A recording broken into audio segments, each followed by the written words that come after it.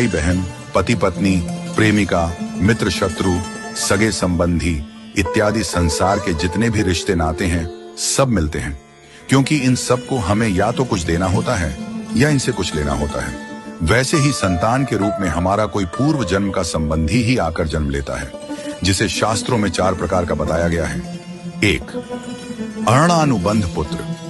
पूर्व जन्म का कोई ऐसा जीव जिससे आपने ऋण लिया हो या उसका किसी भी प्रकार से धन नष्ट किया हो, वह आपके घर में संतान बनकर जन्म लेगा।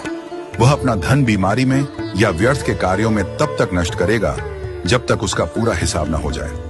2. शत्रुपुत्र। पूर्व जन्म का कोई दुश्मन आपसे बदला लेने के लिए आपके घर में संतान बनकर आएगा। बड़ा होने पर वह माता पिता से मारपीट, झगड़ा करेगा या उन्हें सारी जिंदगी किसी न किसी प्रकार से सताता ही रहेगा। वह हमेशा कड़वा बोलकर उनकी बेइज्जती करेगा और उन्हें दुखी रखकर ही खुश होगा। 3. उदासीन पुत्र। इस प्रकार की संतान न तो माता पिता की सेवा करती है, न ही कोई सुख देती है। वह उन्हें उनके हाल पर मरने के लिए छोड़ देती है।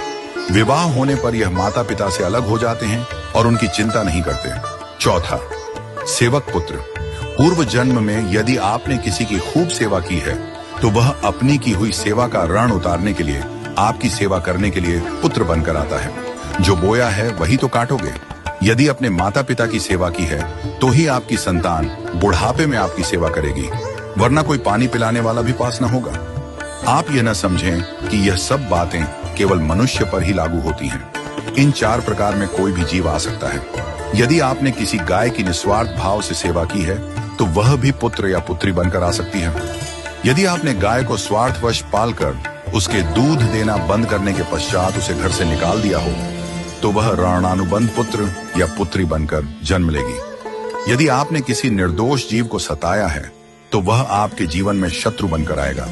इसलिए जीवन में कभी किसी का बुरा न करें, क्योंकि प्रकृति का नियम है कि आप जो भी करोगे उसे वह आपको इस जन्म में या अगले जन्म में 100 गुना वापस करके देगी। यदि आपने किसी को 1 रुपया दिया है तो समझो आपके खाते में 100 रुपया जमा हो गए हैं। यदि आपने किसी का 1 रुपया छीना है तो समझो आपकी जमा राशि से 100 रुपये निकल गए। जरा सोचिए, आप कौन सा धन साथ लेकर आए थे और कितना साथ लेकर जाओगे। जो चले गए वे कितना सोना चांदी साथ ले गए।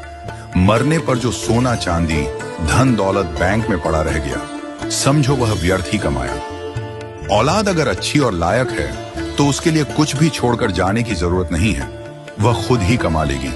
और औलाद अगर बिगड़ी या नालायक है तो उसके लिए जितना भी धन छोड़कर जाओ वह चंद दिनों में सब बर्बाद करके ही चैन लेगी। मैं, मेरा, तेरा और सारा धन यहीं का यहीं धरा रह जाएगा, कुछ भी साथ नहीं जाएगा।